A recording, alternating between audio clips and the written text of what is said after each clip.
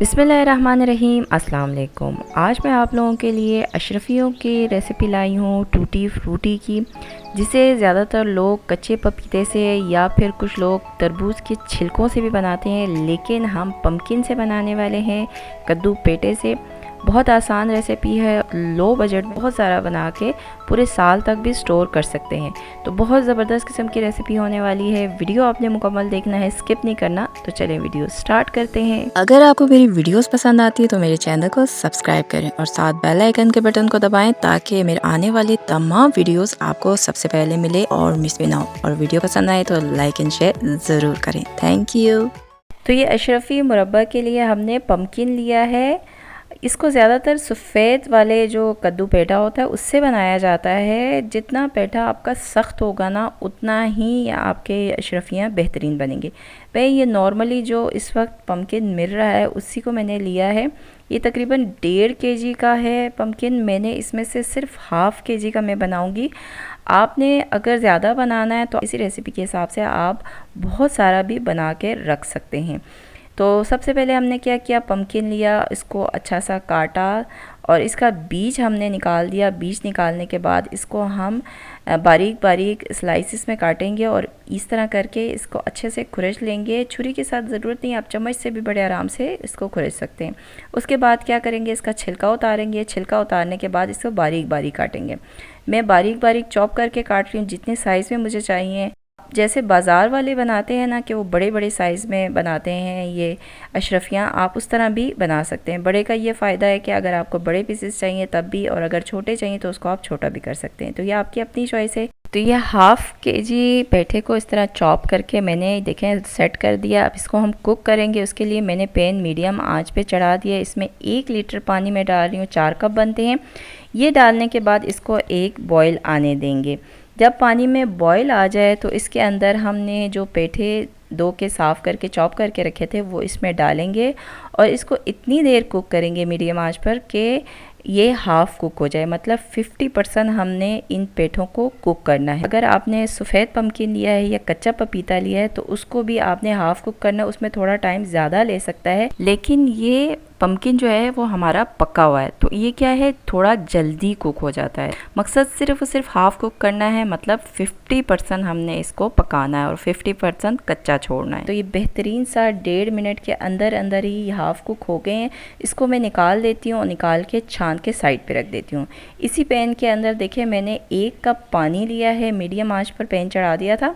तो 1 कप पानी डालने के बाद 1 कप ही चीनी मैं इसमें डालूँगी और चीनी के साथ में 1 टेबलस्पून गुलाब अरग डाल रही हूँ। ऑप्शनल है, अगर आपको पसंद है डालें, नहीं तो आप स्किप कर सकते हैं। चीनी को अच्छे से एक दफ़ा मिक्स कर लेंगे।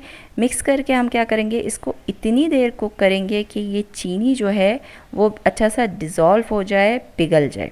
तो देखिए मैंने ढकना ढक के रखा तो चंद सेकंड में ही चीनी बेहतरीन सा डिज़ोल्व हो गया, पिघल चुका है, तो ज़बरदस्त हो गया। अब इस पॉइंट पे हम क्या करेंगे, पम्पकिन को हाफ़ कुक करके हमने छान के रखा था वो इसमें डाल देंगे। सारा का सारा डालने के बाद एक दफ़ा मिक्स कर लेंगे और मिक्स करके इतनी देर इसको कुक करेंगे मीडियम से थोड़े से कम आंच पर कि ये एक तार का शीरा हमारा तैयार हो जाए।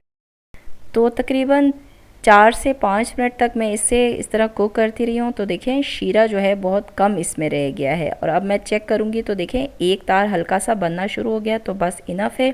अब हम चूल्हे को बंद करेंगे और इस मुरब्बा को बर्तनों में डिवाइड करेंगे। तो जितने कलर्स के आपको टूटी फ्रूटी चाहिए उतना ही आप बर्तन रखें और इन पम्पकिन मुरब्बा को जो है उनमें डिवाइड कर लें। तो जिस जिस कलर का आपने बनाना उसी हिसाब से करें। मैंने 4 कलर पहले सोचा था, फिर मैंने 3 कलर ही बनाया जो कॉमनली ज़्यादा यूज़ होता है। अब मैंने क्या किया है कि ये पम्पकिन सारे डाल दिए, लेकिन कोशिश किया कि जो शीरा है ना वो देगची में बचा रहे, ज़्यादा से ज़्यादा कम से कम इनके साथ आए। उसके बाद मैंने क्या किया, इनमें कलर हमने मिक्स करना है। फूड कलर आपने डालना है। मैं एक एक चुटकी कलर डाल रही हूँ। 3 कलर में मैंने बनाया है, एक रेड, एक ग्रीन और एक ऑरेंज कलर। तो अगर आपका फूड कलर तेज़ है तो कम आप डालेंगे, एक चुटकी ही काफ़ी हो जाएगा। अगर फूड कलर आपका लाइट है तो आपने ज़्यादा डालना है। ये आप पे डिपेंड करता है, जिस तरह का आपको कलर चाहिए उसी हिसाब से आप इसमें फूड कलर डालेंगे।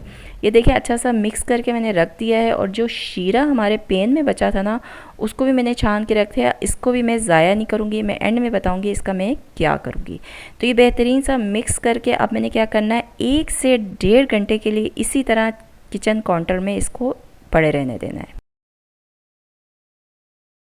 तो 1 घंटा पड़ा रहा ये किचन में, और अब देखें मैं आपको दिखाती हूँ। इसको हमने इस तरह कलर डाल के रखने का मकसद ये था ताकि कलर जो है वो अंदर तक जज्ब हो जाए, ठीक है ना। अब ये बेहतरीन सा हो गया, देखें रेड कलर बेहतरीन हो गया, और ये ग्रीन कलर आप चेक करें कितना ज़बरदस्त कलर है इसमें आया है, और ये ऑरेंज कलर भी इसी तरह बेहतरीन सा आपने कलर अच्छा सा इनके ऊपर कोट करना है। तो ज़बरदस्त हो गया जी।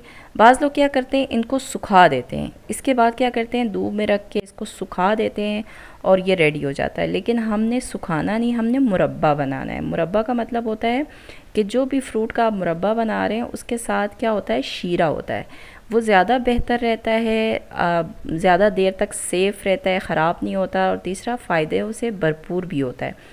जो हम सुखा देते हैं ना तो वो इतना अच्छा नहीं रहता, और बहुत जल्दी वो ख़राब भी हो जाता है क्योंकि थोड़ी बहुत नमी उसमें रहती है।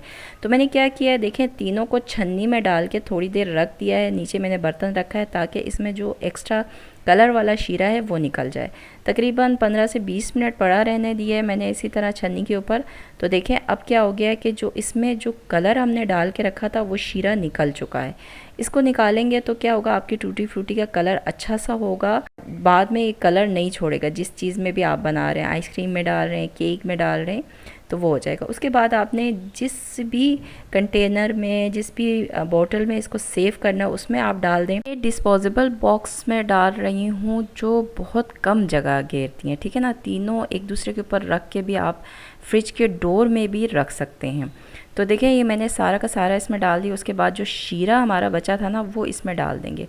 शीरा डालने से ये होगा कि आपकी जो अशरफियाँ हैं वो बहुत देर तक जो है वो ख़राब नहीं होंगी, इनकी शेल्फ़ लाइफ बढ़ जाएगी। तो बेहतरीन सा आपका अशरफी मुरब्बा तैयार हो जाएगा। तो अगर मुरब्बा जो है ना वो शीरे के अंदर डिप रहता है तो आप इसको किचन में भी 6 महीने तक सेव करके रख सकते हैं।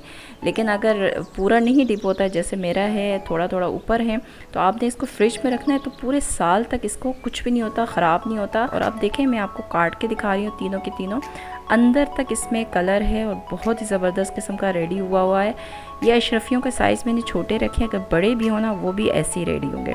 तो बाज़ार में बने हुए हैं वो हेल्दी नहीं होते हैं, और जो फ्रूट इस्तेमाल कर रहे होते हैं वो भी अक्सर ख़राब भी हों तो वो भी इस्तेमाल कर लेते हैं, और बिल्कुल सफाई का ख्याल नहीं रखते हैं। साफ़ सुथरा अपने घर में बनाएं, कम बजट में बन जाता है, लेकिन एक दफ़ा आप बनाएंगे ना तो पूरा साल आप इसको यूज़ कर सकते हैं। चाहें तो इसको धूप में सुखा के आप सेव कर लें, लेकिन वो बहुत जल्दी ख़राब हो जाता है क्योंकि अंदर तक वो नहीं सूखता, और अंदर तक सूख जाए ना तो उसकी शक्ल बड़ी अजीब सी हो जाती है।